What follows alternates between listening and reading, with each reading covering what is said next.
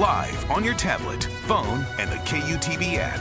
This is 2 News Live. Thanks for joining us on 2 News Live. I'm Brian Schnee. It is Monday, October 16th. We're going in depth tonight on the Israel-Gaza war, hearing from two people in northern Utah with ties to both Israel and Palestine. Of course, a lot to digest. We're going to go in depth on this, so long-form conversation. Stick with us. Before we get there, though, here's a look at what's making headlines tonight on our website, KUTV.com. You've likely heard about this one. YouTube influencer Ruby Franke scheduled back in court tomorrow for a child welfare case in Utah County. Last week, a judge ordered documents in the case to be sealed. After tomorrow's hearing, she'll return to jail in southern Utah, where she's being held on child abuse charges. Also in our headlines tonight on our website, a tragic accident involving a tracks train takes the life of a 65-year-old woman in Sandy. Investigators say she was hit by the train going north while she was crossing right about 90th South.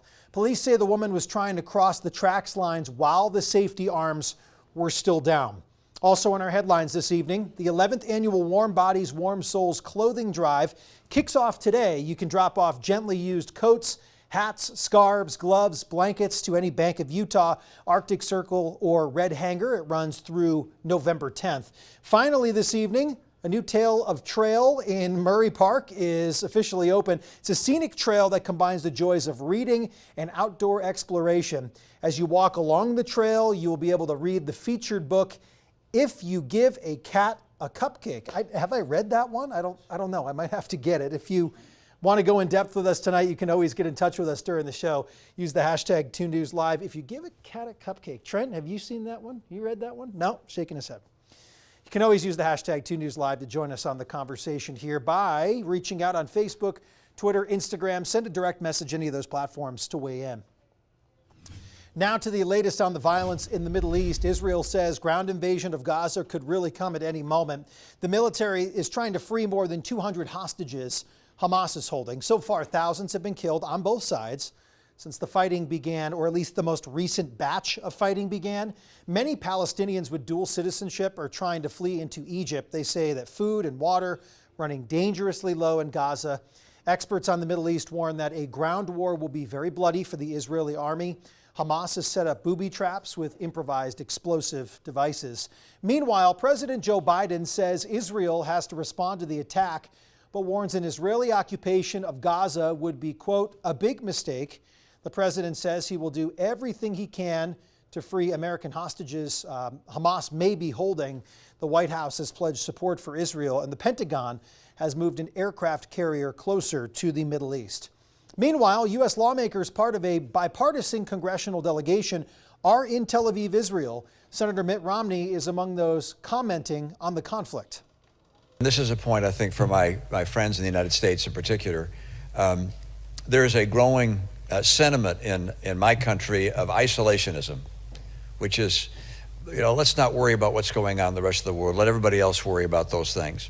This is a bipartisan group that has a different point of view, which is that we want to stand with our allies and with our friends. This is obviously a period of great sadness. And meeting today with the families of hostages has been something I will never forget. And can only imagine the horror in their lives. Let's go in depth on this now. The war in the Middle East stemming from years and years of conflict between Israelis and Palestinians, and now heavily featuring the Hamas militant group. I spoke with a Utah State University professor and Israeli American who has led students on a trip in Israel. All four of my grandparents were born and raised in Tel Aviv. And so I have a lot of family connection to the region. Growing up, I spent a lot of time traveling to Israel, spending time in Israel. I did part of third grade in Israel, so I've have friends and family. And then more recently, I took a group of 19 students, Utah State University students, along with a colleague of mine, to go visit Israel and learn about the region. What are your general impressions of what's going on right now?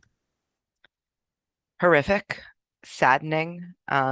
It breaks my heart to think about innocent people who were living their lives, being murdered, beaten, taken hostage.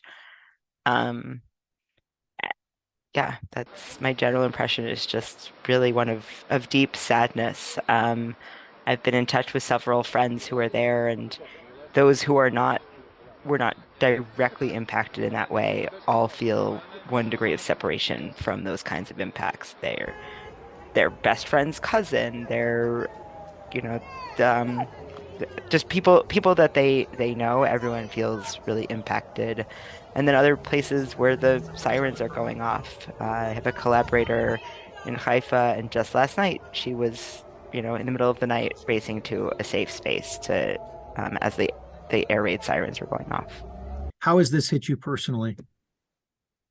I, I mean, it really just has made me feel incredibly sad. I've grown up in a family with the hope of finding peaceful solutions, a way for two people to live in harmony together. And this makes me feel like that the hope is delayed. Doesn't make me feel hopeless, but it does make me feel like that peace deal that could be around the corner tomorrow is much farther from today's reality than it was last week. I'd say one other thing that I've been profoundly touched by the number of people who have reached out to me, whether that's a colleague in the hall who says, "Hey, I've just been thinking about you," and I know that, especially my colleagues, my very close colleagues, all know that I organized a trip to Israel and that I have these really deep connections to the place. And so I've been really touched by that, by neighbors. So I have been really touched by the outpouring of support. And it feels more comfortable than it might have otherwise felt. All the rest of my family is in New York, where there's a very large Jewish population. And so the support is more, I wouldn't say more felt, but it's very present. And here it can feel a little isolated or removed. So it's been really nice to have colleagues, friends, neighbors all really reaching out and thinking about me. On the same campus in Logan, a doctorate student with so much of her life spent in Palestine, specifically the West Bank. She lives in Cache County with her family, including her father and her daughter. We've heard a lot of perspectives on the war between Israel and Hamas. This is a different perspective than most of which we share. How are you feeling as you watch this unfold from the United States? So I feel like very, very bad and very disappointed. Like we've been living this for 75 years. We've been living this war for 75 years. And like the thing that whatever I seen here now in the US, or like on the media in general, it's like manipulating everything. Like we've been living this, as I said, for 70 years, and now they lived this for one day, and seems like they didn't like it, and the whole world got mad. And even like now, like the target is just killing children. This like make me more upset, like getting very mad about the situation there. You explain the differences between Hamas and Palestinians for people that don't understand what that is or where everything fits into the mix. How does that work? So, like Israel started to occupy Palestine part by part. They came in like groups and then started to get like, for example, they came to your house, took your house, and then your neighbors, and etc. And Hamas, like they are a group of people. They are defending their country, defending their houses, defending their children. So they're trying, like they've been killing, like Israelis been killing Palestinians. Like they don't care about children, women, everyone. They don't care about our land. And those Hamas, it's their land. They are Palestinian, helping to get our right back, fighting back, defending ourselves. What are people saying to you here in Utah? What are people asking you, talking to you about? What has been coming to you over the last week or so? Some people, like, they were very nice, sorry for what's happening in your country, in Palestine. And I would say, like, the media here have a good effect on most of the people. They will feel like most of them would also don't like to talk about it. They feel like maybe they're like innocent, which is the opposite way. You believe Hamas started this most recent conflict, or no? No. This been started for many years. For many years. Like a few months ago, they went into our holy mosque. They killed people, innocent people praying there. They just go and with feet, with their shoes, like in a holy place, like breaking, killing, shooting. So it didn't start like by Hamas. It didn't start just a week ago. This been started many years ago. There was like a democracy and elections in the past, and the last time was in '96. And Hamas was a political party, and they got maybe 40% of the votes.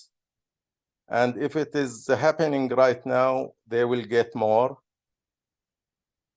And they are considered as like a terroristic group in the eyes of the Americans and the Israelis and some of the Western countries, but they are considered as heroes in the Palestinian people who are fighting for the rights and fighting for their freedom.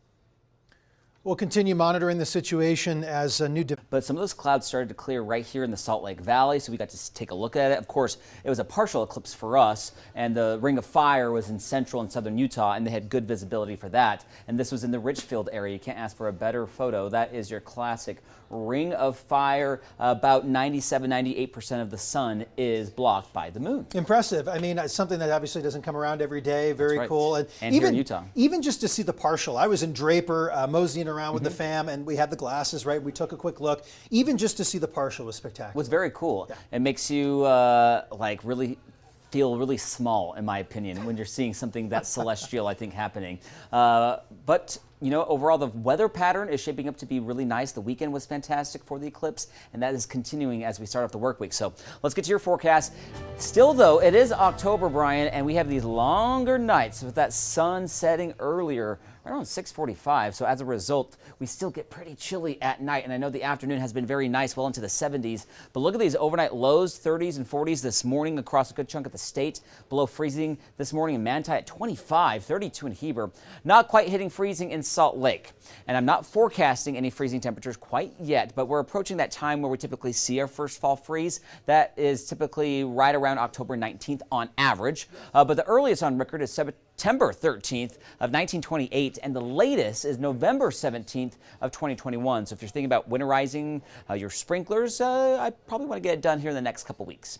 Temperatures right now, with all the sunshine, still very pleasant, and the evening plans just fine. But again, as that sun goes down, you might need to grab a coat as temperatures drop into the 40s and 50s across really the entire state of Utah. Overnight, though, in Vernal, you'll be cooling off to 38 degrees, and then by the afternoon, another really nice day. Highs back into the 70s in northern Utah, 60s up in the mountains with some 80s down in southern Utah, 81 in Cedar, 81 in Moab, and St. George getting close to 90 degrees. So it's still very warm down in the lower valleys of Washington County. Now, there is a storm that we're tracking. It's bringing a little bit of rain across the Pacific Northwest. However, it's not going to have a huge impact on our weather here in Utah. Over the next 24 to 48 hours, though, it might usher in a slight cool down. The thing is that we have this big ridge of high pressure, and it's going to keep this storm well north of Utah. Here it is by Tuesday. But our winds will be lightly out of the north later in the day on Tuesday and into Wednesday, and temperatures might drop about 5 degrees here along the Wasatch Front. And then this high builds back in by the end of the week and into the weekend, so another great weekend in store. But take a look what's developing by Saturday and Sunday. A storm system could be moving in sometime early next week with a little bit of valley rain and mountain snow and some cooler temperatures, and that might just open the storm door with another developing storm system for later next week. So something that we're watching, looks pretty unsettled, but at least this week, if you have any outdoor plans, it's going to be beautiful. And we have a huge game down in Provo with Texas Tech coming into town. And for the BYU game, temperatures will start off into the 70s, and we'll have mostly clear skies, and later in the game in the 60s. So just bring a coat or a sweater and you'll be just fine. St. George, a little warm though. I'm sure you're probably wanting more of a cool down, but we'll keep it in the mid to upper 80s all the way through Saturday. Sunny skies, 82 on Sunday. By Monday, though, you're dropping into the 70s, closer to average with those overnight lows in the 50s. Salt Lake, 76 tomorrow. There's that slight cool down for Wednesday in the upper 60s, and then we're back into the 70s. Friday, Saturday look really nice. A few more clouds rolling in on Sunday. It's still a ways out, but right now it looks like that Monday storm could arrive Monday morning, and then we could drop about 15 degrees into the low 60s. Let's just take it day by day here, because until you get to Monday, I mean, that's about as picture perfect wherever you are in the state as it gets. Yeah, very quiet weather. But again, if you're going to be outdoors, soccer practice, heading up into the mountains, beautiful weather, those national parks just fine as well. So enjoy it, because you know it's coming. We're approaching late October, and that's when things really start get going, and we could see several more storms lined up after this one, but I know this is a ways out and that could change. You know, you make a good point. This is the perfect time of year to get to our parks too. It's not like a saturated holiday time. You're starting to see rivers and streams are really like slow moving. You don't have high water to really issue. You don't have to worry about shuttle buses in certain ones. They'll end Not soon, as busy, right? yeah. So it's kind of a benefit. I mean, go in the middle of the week, take the day off and just go, right? I signed your doctor's note right here on 2 News We Live. have fall break, and some people go down for fall break, but really isn't as busy as it is during the spring and summer.